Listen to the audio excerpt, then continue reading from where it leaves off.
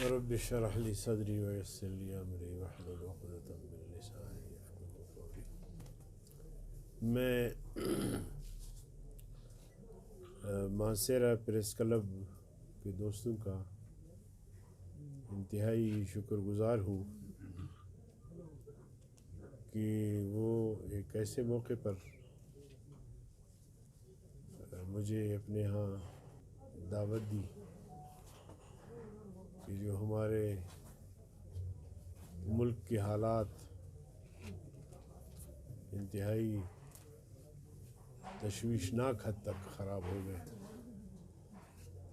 اور میں مبارکباد دوں گا آپ کی نو منتخب کابینہ کو، گل شہزاد صاحب جہانگیری جو صدر بنے ہیں، اور محمد فہیم صاحب جو جنرل سیکرٹری بنے ہیں، قاری رب نواز صاحب جو چیئرمین ہیں، اور باقی جو دوست ممبر بنیں گے یا عہدیدار سب کو بنے ہیں تو مبارکباد، ابھی سے نہیں بنے پیشگی مبارکباد۔ آج میں یہاں پہنچا تو ایک آدھ دن پہلے ہمارے یہاں ضلعی جماعت کے انتخابات بھی ہوئے ہیں، اور مفتی کفایت اللہ صاحب ہمارے امیر بنے ہیں، اور مفتی ناصر صاحب جو ہے وہ سیکرٹری جنرل بنے ہیں، ان کو بھی میں نے مبارکباد دی۔ ان سے بھی یہ توقع ہے کہ وہ مانسیرا میں پورے ضلع میں اپنی جماعت کو مزید فعال کریں گے۔ اور آپ جو نئے ساتھی ہیں یا پرانے جو بھی، بہرحال نئے عزم کے ساتھ یقیناً جو صحافت کا پیشہ ہے بنیادی طور پر یہ ایک انتہائی اہم اور حساس پیشہ ہے۔ اللہ تعالیٰ آپ کو اس کو فعال کرنے کی توفیق دے، اور جو صحیح حقائق ہے قوم کے سامنے رکھنے کی توفیق بخشے۔ میں نے کافی لمبی تقریر کی، اس میں پتہ نہیں آپ کے دوست قریب تھے یا نہیں تھے۔ جہاں تک آپ نے ملک کے معاشی مسائل کی بات کی تو یقیناً مالیاتی اداروں کی جو رپورٹس ہے اس حوالے سے دیکھا جائے تو ہمارا ملک دیوالیے کے قریب پہنچا ہے، اور ظاہر ہے کہ جو ممالک دیوالیہ بن جاتے ہیں تو پھر اس قوم کا کیا حال ہو سکتا ہے، وہاں قحط کا کیا عالم ہو سکتا ہے، وہاں چلانے کے لیے اداروں کے پاس وسائل نہیں ہوتے۔ تو ہمیں بہرحال سمجھ میں نہیں آتا، دعوے تو بڑے ہوئے۔ الیکشن سے پہلے عمران نے کہا تھا کہ ہم جھولی نہیں پھیلائیں گے، قرضہ نہیں لیں گے، IMF کے پاس نہیں جائیں گے، اگر ایسی نوبت آئی اور میری حکومت بھی آئی تو پھر جانے سے پہلے میں خودکشی کروں گا۔ اسی طرح انہوں نے اعلان کیا تھا کہ 1 کروڑ لوگوں کو روزگار دیں گے، نوجوانوں کو روزگار دیں گے۔ نوجوانوں کو گمراہ کرنے کی کوشش کی گئی۔ 50 لاکھ غریبوں کو گھر بنا کے دیں گے، غریبوں کو گھر بنا کے دیں گے۔ میں اس قائمہ کمیٹی کا ممبر ہوں، اس میں منسٹر صاحب تشریف لائے تھے، تو ہم نے ان سے سوالات کیے کہ جی آپ نے جو 50 لاکھ گھر غریبوں کو دینے ہیں تو کب بنانا شروع کریں گے، آغاز کب کریں گے؟ فرمایا بس ان قریب کریں گے۔ میں نے کہا کہ وہ کس طرح، مطلب؟ کہتے پہلے ہم زمین خریدیں گے، پھر اشتہار دیں گے، پھر لوگ ہم سے فارم خریدیں گے، پھر فارم خریدنے کے بعد پھر ہم انہیں بتائیں گے کہ آپ کو 5 مرلے کی جو پلاٹ ہے اس کی کتنی قیمت دینی پڑے گی، اور پہلا قسط کتنا ہوگا، دوسرا کتنا ہوگا۔ میں نے حیرانگی سے اس سے پوچھا کہ جناب ہم تو سمجھ رہے تھے کہ آپ بنا کے مفت میں دے دیں۔ کہتے ہیں مفت کہاں ہے؟ میں نے کہا اچھا یہ جو 1 کروڑ لوگوں کو آپ نے ملازمت دینے ہیں تو پھر اس کا کیا ہوگا؟ کہتے ہیں یہ تو آپ کا سیاسی سوال ہے لیکن میں اس کا بھی جواب دینا چاہتا ہوں۔ میں نے کہا اچھا بتائیے۔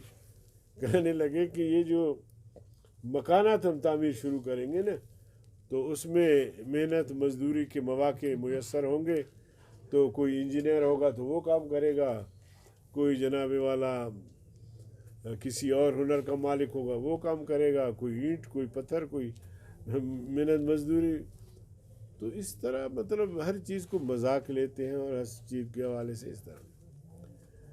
تو میری نظر میں کم از کم یہ حکومت چلنے والی نہیں ہے۔ اب جن لوگوں نے ان کو قوم پر مسلط کیا ہے ان کو بھی سوچنا چاہیے کہ کسی بھی وجہ سے کسی بھی مجبوری کے پیش نظر اگر وہ ان کو لائے، اب تو ان کو دیکھ رہے ویژن ہی نہیں ہے، صلاحیت ہی نہیں ہے۔ جو جب وہ اپوزیشن پہ تھے جس طرح کردار ان کا رہا اب بھی وہی باتیں کر رہے ہیں، اب بھی وہی چیز۔ تو کم از کم حکومت کا مطلب یہ ہوتا ہے کہ سب کو لے کر چلنا ہوتا ہے، اور آپ نے حکومت میں رہ کر اپوزیشن نہیں کرنا، یہ حکومت میں رہ کر اپوزیشن کر رہے ہیں۔ تو مالی حوالے سے بالکل ان کی صورتحال بالکل بھی ناگفتگو ہے، اور چلنے والی حکومت تو نہیں ہے۔ اب دیکھیں صاحب یہ پوچھنا تھا کہ یہ انڈیا کے ساتھ جو بالاکوٹ کا واقعہ بھی ہوا، اس کے بعد پاکستانی گورنمنٹ نے ان کے فوج ان کے اس کے بارے میں غیر ملکی علاقے۔ دیکھیے انڈیا نے جب جارحیت کا ارتکاب کیا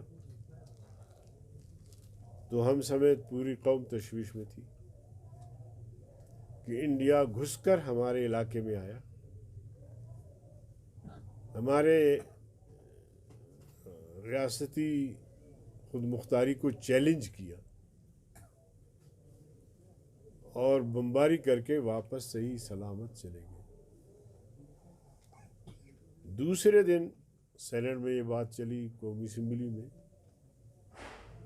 تو میں نے وہاں یہ بات کہی کہ ہمارے ترجمان نے یہ بیان دیا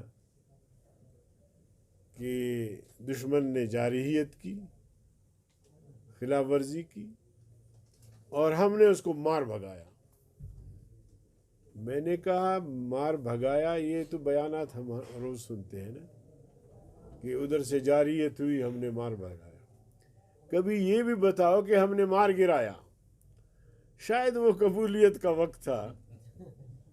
دوسرے دن جب انہوں نے انڈین پائلٹس نے اس طرح کی حرکت کی تو ہمارے جوانوں نے ان کو دندان شکن جواب دیا۔ اس سے قوم کے حوصلے بھی بلند ہو گئے، عالمی سطح پہ بھی پاکستان کی فوج کی تعریف ہونے لگی، اور ہمارے جوانوں کے مورال بھی بلند ہو گئے۔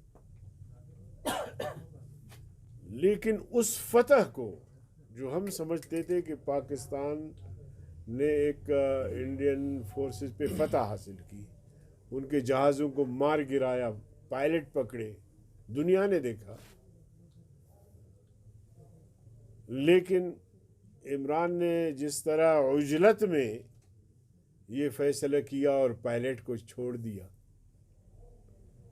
اس سے کم از کم ہمیں تشویش ہوئی۔ اور میں نے پھر دوسرے دن مشترکہ اجلاس تھا، وہاں بھی میں نے یہ بات کی، سینٹ میں بھی میں نے یہ بات کی۔ میں نے کہا جناب عمران صاحب، آپ نے تو اس کو یہ عنوان دیا کہ خیر سگالی کے بنیاد پر ہم نے پائلٹ ان کے حوالے کیا۔ مودی کہتا ہے ہم آپ کی خیر سگالی کو نہیں مانتے، آپ دباؤ میں آ کر ہمارا پائلٹ چھوڑ دیا ہے، اب کس کی بات ہم مانیں؟ میں نے کہا 2-4 دن آپ صبر کر لیتے، کوئی ملک بیچ میں آ کے بیچ بچاؤ کرتا، ہمارے بہت سارے لوگ انڈیا کے قید میں ہیں، کوئی ان میں سے کوئی رہا ہوتا تو آپ کے تو اس خیر سگالی کو انہوں نے تو ٹھوٹے مارا کہ ہمیں نہیں چاہیے آپ کو. تو میں نے کہا کہ وہ جیتی ہوئی جنگ کو آپ نے شکست میں تبدیل کی. بہرحال ہم اس وقت سوچ رہے تھے کہ اگر یہ جنگ اسی طرح جاری رہتی ہے تو پھر ظاہر ہے کہ ملک کا دفاع ہم سب کی ذمہ داری ہے. تو ہم ملین مارچ کو موقوف کریں گے، فی الحال بریک کریں گے. جب حالات بہتر ہوں گے تب شروع کریں گے. بلکہ جمعیت علماء اسلام واحد جماعت ہے جو آنے والے جمعہ کو، جب وہ حادثہ ہوا تھا تو آنے والے جمعہ کو ملک بھر میں فوج کے ساتھ یکجہتی کے لیے جلسے اور مظاہرے کیے. تو یہ جمعیت ہی تھی کہ وہ میدان میں بھی آ کر فوج کے ساتھ اظہار یکجہتی کی. تو ملک کی مفادات تو ہم سب کو عزیز ہے. ایک ہے ریاست، ایک ہے حکومت. ریاست الگ چیز ہے، حکومت الگ چیز ہے. حکومت کی پالیسیاں ہوتی ہیں، ان سے آپ اختلاف بھی کر سکتے ہیں، ان کی تائید بھی کر سکتے ہیں.